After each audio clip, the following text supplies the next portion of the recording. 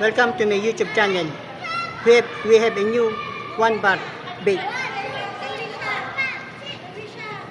Let's unbox it.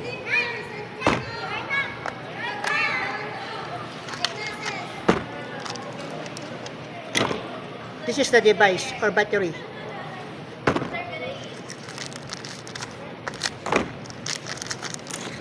This is a disposable pads or a cartridge. Let's remove the seal and the sticker.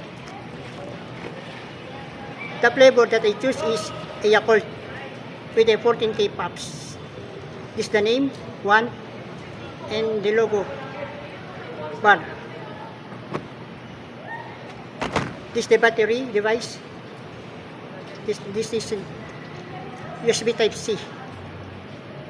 So let's put it together and let's taste the test.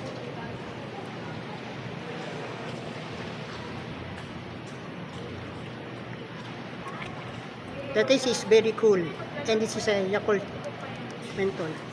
So this 100% guaranteed.